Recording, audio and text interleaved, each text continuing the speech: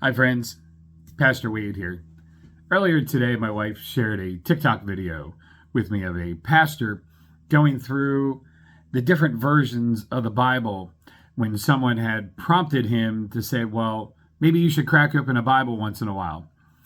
And it's a really great opportunity to sort of explore, what is the Bible? What does it mean? Or, how is it that we have so many different versions of the Bible? So often earlier in Facebook days when I used to get in debates on these kinds of topics, people would be like, well, what translation do you read? Well, I have my favorites, but my preferred answer is all of them. Because the reality is that 98% of the content that's in the Bible is the same, regardless of what version that you have. Now, that question is often prompted by people who are really stuck with their particular version, And the ones that tend to get stuck on their particular version are, people who like the King James Version, which has the words of Christ in red letters. But I've got that. So another really, really popular version, which I've got to dig to find. Now, you know what? It's over on my shelf, come to think about it. Is the New International Version, the NIV. Very popular version. There's also, which is a pretty good version. I don't mind that too typically, but there's still some language in there. It's very gender oriented and still a little closely aligned with the King James Version. There is the New Revised Standard Version. Sorry, we'll find it down here. I know I'm doing this backwards on my videos, so my apologies. But the NRSV, I have multiple versions of this in my collection, and that is often considered one of the most highly and scholarly related items. So it's one of the reasons why I have multiple versions of that and multiple copies, because I really prefer that. I mean, that's one. There's another one. I got at least three more over there, much to my wife's chagrin. And that emanated out of the Revised Standard Version, which came out, I want to say, in the 1950s, right around that time, maybe a little bit earlier. So besides that, though, one of the really interesting parts is that the Bible is not written in English originally. For the Catholics out there, it was not written in Latin originally either. It was actually written in, the Old Testament was written in Hebrew. Now, what makes this interesting is that this is the Biblia, they call it the Biblia Hebraica, but it's written in Hebrew, and it opens what you might think is backwards, because the language is read from right to left instead of from left to right. So, in that first sentence there in Genesis is Barashit bara Elohim at Hashemayim va'et haaretz. So that's some Hebrew. Old Testament, originally done in Hebrew. Now, much of the New Testament, or Novum Testamentum, is written in Greek. It looks a lot more like English, but you tell me if you can read that. How about Hote un exthelen lege Jesus nun edaxasein vios tu anthropomu kai hatheos edaxasein ein halto. That's a gospel according to John chapter 13, verse 31. And I'm probably a little rusty, so please receive my apologies. But the New Testament was originally written in Greek. Guess what? Not only was the New Testament written in Greek, but for as the word spread, many scholars in the early years of the church wound up translating from the Hebrew to Greek for the Old Testament. This is called the Septuagint. So, again, it is more Greek for you. I'm not going to read more on that, but, you know, from Genesis on in the Old Testament, you can find it in Greek. But then there are some other versions of the Bible which, you know, I utilize in my studies and in my preparation for work as a pastor, for worship. So there are versions like the Jewish Study Bible.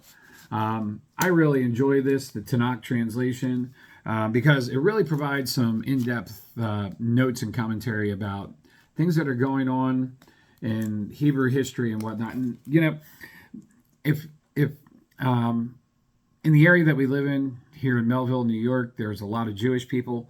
So there's a lot of people who understand that there's three words down at the bottom here. You'll see it says Torah, Nevi'im, Ketuvim. The Old Testament is essentially broken down for the Jewish people into three basic sections of writing. And the Torah, commonly it's taught as the law, but it's not really the law. It's actually, the translation is the teachings. So there's some law items in there, yes, but it's also a bit of history and stuff mixed in there as well. The Nevi'im is then what is known as the prophets. There's 8 books of prophets in the Tanakh translation, and we know some of the very popular prophets like Isaiah and Jeremiah, but there's also some of the lesser prophets that are contained in there, Zechariah, Zephaniah. And then you got Ketuvim, which Ketuvim is writings. And the writings actually encapsulate sections of the Old Testament which are more historically aligned. The building of the temple, destruction of the temple, building of the temple again,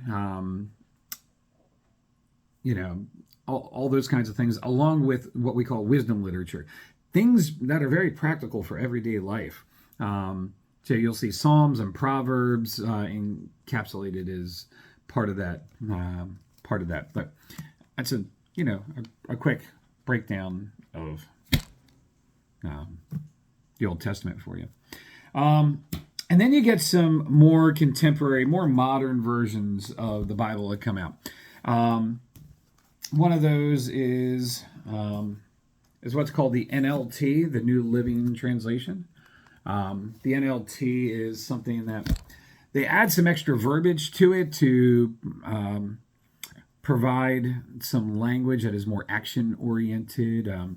They embellish a little bit, and there's nothing wrong with that.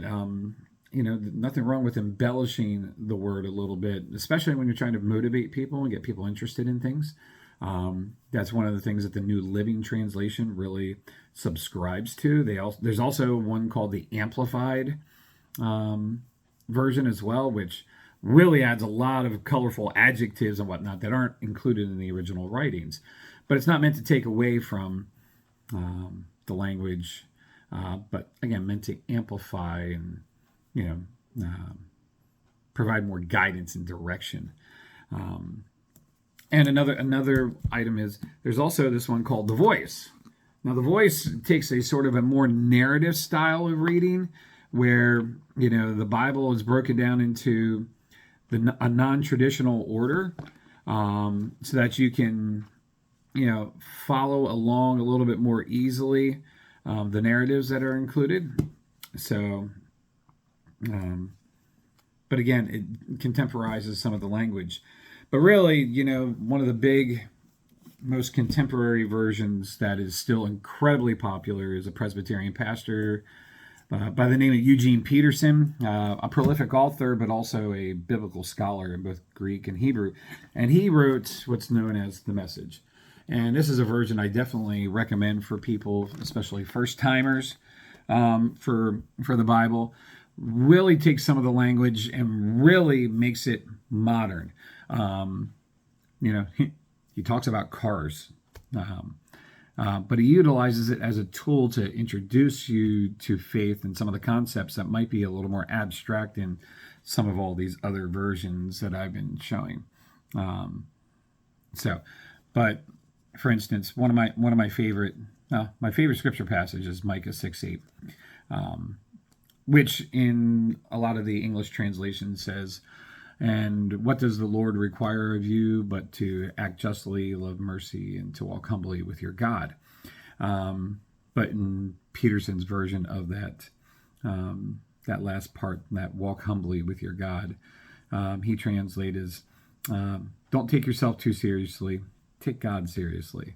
And I love that wording. There's so much embedded to it, and I can tell you more about that later. But I love the way that Peterson phrased that. But the message is really great for those who are first cracking open a Bible and just want to get an idea of what the Bible feels like, and have it sort of relate to their lives.